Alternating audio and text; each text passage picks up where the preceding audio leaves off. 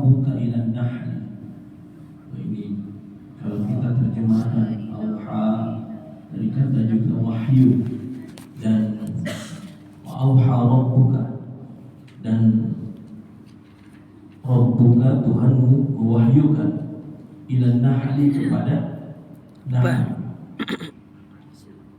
anittakhizi minal jibali buyutan, untuk kepada lebah itu mengambil minal jibali, dari al-jibal.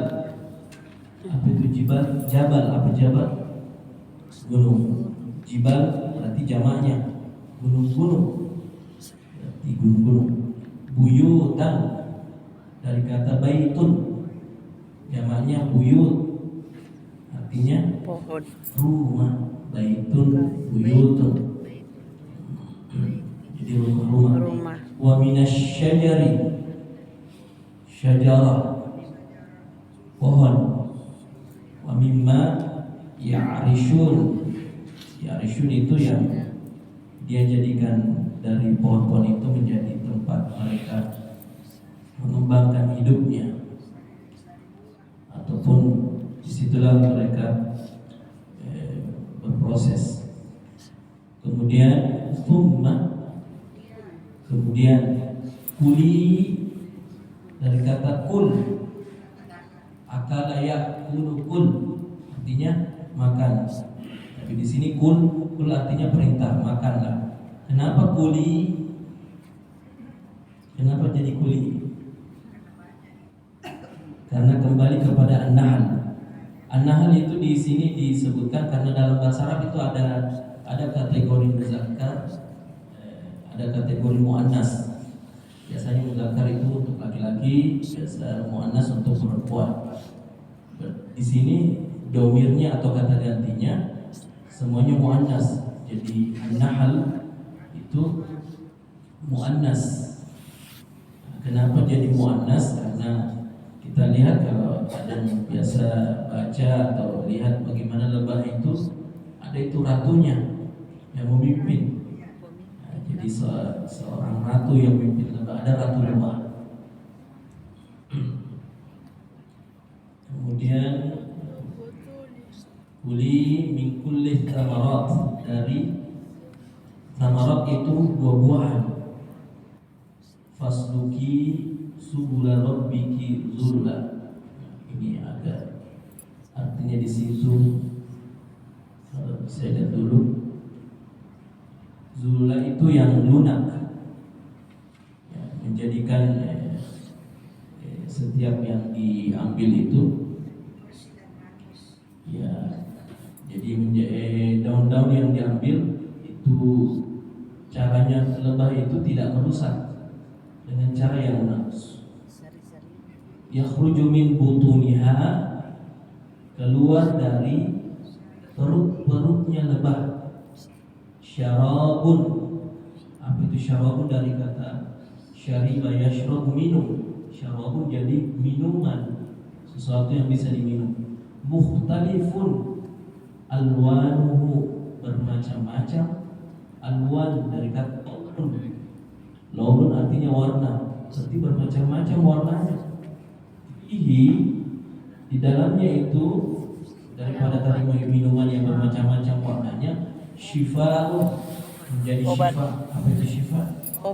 Obat linnasi, bagi manusia. Inna fi dzalika, sesungguhnya pada demikian itu, la ayatan, sebagai tanda atau dalil, sebagai bukti, di kaumin, bagi kaum, yatafakkarun, untuk selalu berpikir.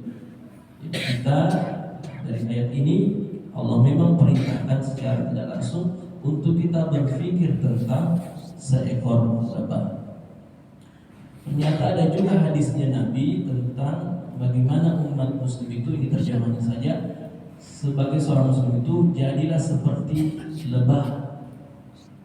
Kira-kira apa hikmahnya Nabi memerintahkan kita untuk bisa menjadi sesosok lebah? Ya. Apa kira-kira hikmahnya seekor lebah itu? Kalau kita yang biasa tahu itu, lebah itu dia tadi ini, kuli min kulli thamarati fasluki subula rabbiki zulula. Nah, ini kalau diterjemahkan secara luas, dia itu dimanapun dia berada, itu dia tidak pernah merusak itu bunga-bunga thamarat. Ya, jadi dia akan pilih bunga-bunga atau kembang-kembang yang bagus, mana yang paling bagus. Kemudian cara hinggapnya pun tidak merusak. Nah, cara hinggapnya pun tidak merusak. Dia untuk mengambil sari-sarinya di dalam daun-daun itu, dia dimakanlah sari-sarinya dari itu dan masuk di dalam perutnya. Kemudian di dalam perutnya lah dikelola itu tadi, sehingga keluarlah dari perutnya tuh. Yakhruju min butuniha, keluar dari perut-perutnya lebah itu syarabun mukhtalifun alwanu.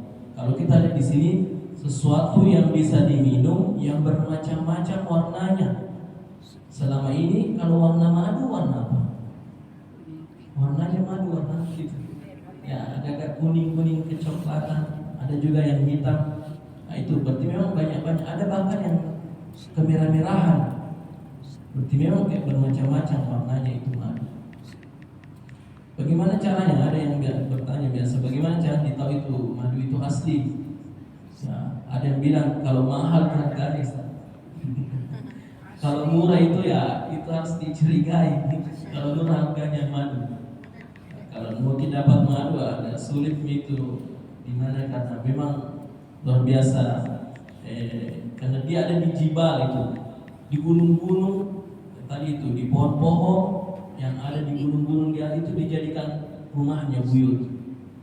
Nah, dulu di tahun-tahun saya 2007 2008 dulu saya itu pernah menjual madu langsung dari almarhum Profesor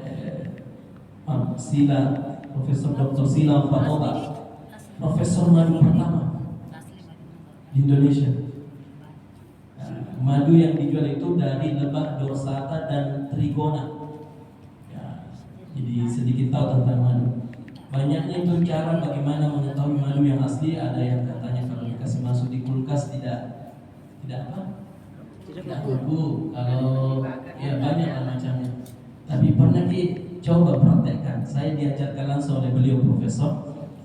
Ambil setetes madu, simpan di mangkok putih atau piring putih, bagus di mangkok, tetes begini. Kemudian sirami air sedikit-sedikit, baru diputar. Cara putarnya seperti tawaf, itu air diputar itu.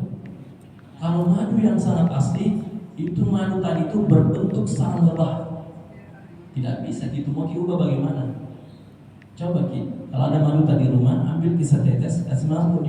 Ini saya diajarkan oleh Profesor Sila Fatoba. Ini seorang profesor di Unhas, profesor madu pertama di Makassar atau di Indonesia. Beliau itu ada hutan buatannya, kan di Unhas itu ada hutan. Ada memang madunya di situ, ada lebah-lebahnya. Nah, di situ. Saya kurang tahu setelah beliau meninggal, saya tidak ini lagi, mungkin dilanjutkan oleh istrinya. Orang Seng, kalau tidak salah. Ya, jadi ada beberapa termasuk di hutannya dia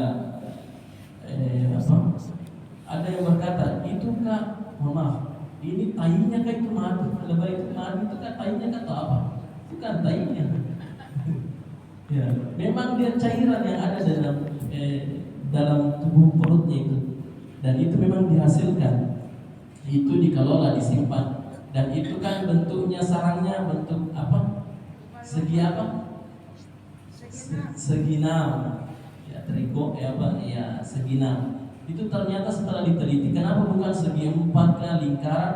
Ternyata segi 6 ini ternyata setelah diteliti, inilah tempat wadah yang bisa menampung banyak volume.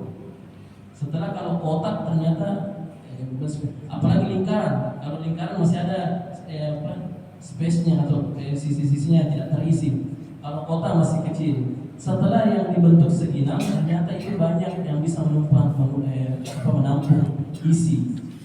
Ya, itu siapa yang memberikan itu tadi? Dari awal Allah sudah sampaikan, wa auha, Allah wahyukan kepada lebah, wahai lebah, secara tidak langsung itu otomatis terbang. Dan cara buat sarangnya lebah itu ada yang tahu bagaimana cara buat di sarang.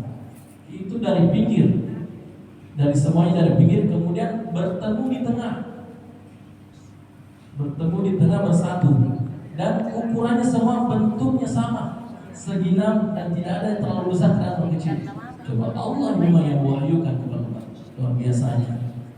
Dia terstruktur cara kerjanya, kemudian betul-betul rapi. Ini mengajarkan kita bagaimana kita sistematis, lebah itu luar biasa tangguhnya dan sebagainya.